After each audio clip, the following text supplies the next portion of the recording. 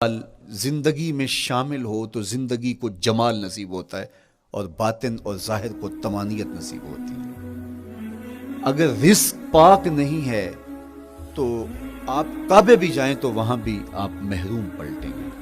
میرے حضور علیہ السلام نے فرمایا ایک بندہ لمبا سفر کر کے گیا، اشعث اغبر کے لفظ ہیں، اس کے بال بکھرے ہوئے ہیں، سفر کی گرد پڑی ہوئی ہے اور لباس بھی پھٹا ہوا ہے، شکستہ حالت، پراگندہ صورت، اور کھڑا ہے کعبۃ اللہ کے سامنے، یمد یدیہ، دونوں ہاتھ لمبے کر کر کے دعا مانگ رہا ہے اور کیا کہتا ہے؟ اے اللہ ومطعمہ حرام ومشربہ حرام وملبسہ حرام وغذی بالحرام۔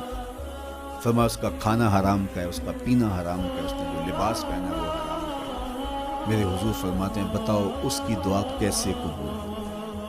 اب لمبا سفر کاٹ کے حرم کعبہ میں پہنچے، غلاف کو پکڑ پکڑ کے دعائیں کر رہا ہے، لمبے لمبے ہاتھ کر کے دعائیں مانگ رہا ہے، ملتزم سے لپٹا ہوا ہے، حتیم میں سجدہ ریز ہو کے رو رو کے دعائیں مانگ رہا ہے، لیکن دعا قبول نہیں ہوتی۔ کیوں؟ اس لیے کہ اس کے پیٹ میں لقمہ حرام کا ہے، اس کے بدن پہ لباس حرام کا ہے۔ تو اسلام نے جتنا زور حلال کمانے، حلال کھانے اور حلال اختیار کرنے پر دیا ہے، تو ایک مومن اگر اسلام کے مبادیات سے بھی آگاہ ہو تو اس کی تو زندگی کے اندر جو ہے وہ حرام گھس ہی نہیں سکتا ہے، بلکہ وہ مشکوک سے بھی اجتناب کرے۔ چوتھی چیز، کف الاذی، اپنے آپ کو ایسا بناؤ کہ تمہارے وجود سے کسی کو ضرر اور تکلیف نہ پہنچے۔ ہمارا اسلام تو ہمیں یہ بتاتا ہے کہ تم پیاز یا لہسن کھا کے مسجد میں نہ جاؤ کہ تمہارے منہ سے جو سمیل آتی ہے اس سے کسی کو تکلیف نہ پہنچے۔ تو یہ اسلام کی دی ہوئی تعلیمات ہیں کہ مسجد میں بھی جانا ہے تو اپنے آپ کو دیکھو کہ تمہاری حالت کیا ہے، تمہاری وجہ سے کسی کو تکلیف نہ پہنچے، تمہارے رویے اتنے خوبصورت ہوں، تمہارے ہمسائے بتائیں کہ یہ واقعی مسلمان ہے۔ مسلمان کی تعریف کی گئی، المسلم من سلم المسلمون من لسانہ و یدہ۔ مسلمان کون ہے؟ جس کے ہاتھ سے، جس کی زبان سے دوسرا مسلمان بھائی محفوظ، تو وہ مسلمان ہے۔ اللہ اکبر۔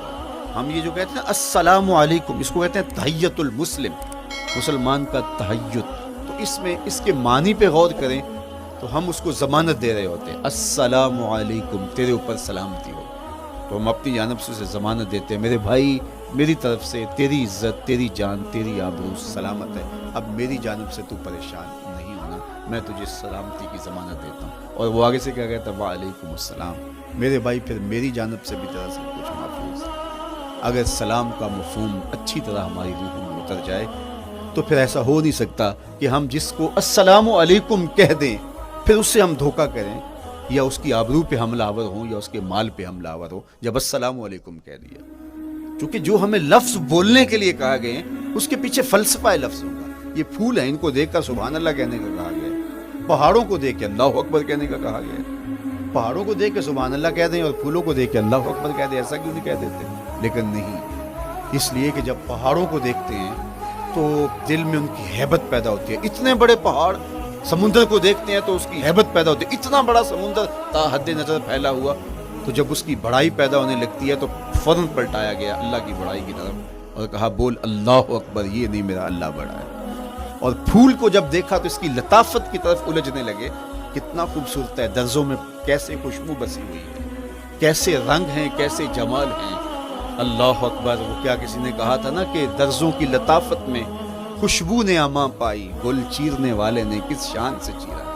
تو کیا کمال ہے یار، کیا پتیاں ہیں، کیا رنگ ہے، کیا خوبصورتی ہے، کیا لطافت ہے۔ الجھنے لگے، کہا بول سبحان اللہ، یہ کیا ہے جس نے رنگ بھرے ہیں وہ پاک ہے۔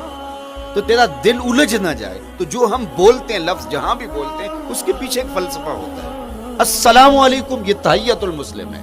جب ہم کسی کو کہتے ہیں السلام علیکم تو اس کو ہم نے ضمانت دے دی، بس بات ختم، اب جو ہے وہ میری جانب سے تو محفوظ ہے۔ لیکن ہم سلام بھی لے رہے ہوں گے اور ہاتھ بھی کاٹ رہے ہوں گے اور اس کی جیب بھی کاٹ رہے ہوں گے، پھر سلام نہیں لیا، ہم نے منافقت کی۔ تو کف الاذی چوتھی چیز۔ اور پانچویں چیز اجتناب المعاصی، گناہوں سے اپنے آپ کو بچا کے رکھنا۔ نیکی کرنا بہت اہم ہے، لیکن نیکی کرنے سے زیادہ ہم اپنے آپ کو گناہوں سے بچائیں، چونکہ شر کی قوتیں ہمارے ساتھ جڑی ہوئی ہیں۔ اس لیے اپنے آپ کی حفاظت جب ہم کریں گے تو ہم ایک اچھی صورت میں آگے بڑھیں گے. اور چھٹی چیز وہ ہے التوبہ. توبہ تسلسل کے ساتھ کرتے رہیے. یہ تصور کہ بڑھاپے میں توبہ کریں گے، یہ تصور کہاں سے آیا؟ یا ہمارے ہاں آج کل یہ کلچر پیدا ہوا ہے کہ لیلۃ القدر یا شبرات کے دن سارے جڑ کے توبہ کرنے بیٹھ جاتے ہیں اور پورا سال اپنی مرضی کی زندگی گزارتے ہیں. ایسا نہیں ہے. میرے حضور کے دامن پہ ایک بھی گناہ کا دھبا نہیں تھا. ہم نبیوں کی عصمت کے قائل ہیں، کسی نبی پر کوئی گناہ کا دھبا نہیں ہوتا. اگر اس امکان کو بھی تسلیم کر لیا جائے تو ساری شریعت مشکوک ہو جائے.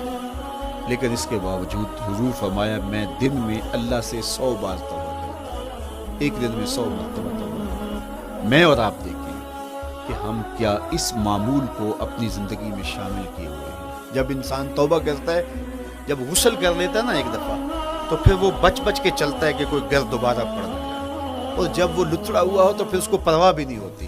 اس لیے ہمیں بار بار غسل کرنے کی، بار بار توبہ کرنے کی تلقین کی گئی ہے تاکہ ہم پھر نئے گناہوں سے بچتے رہیں گے.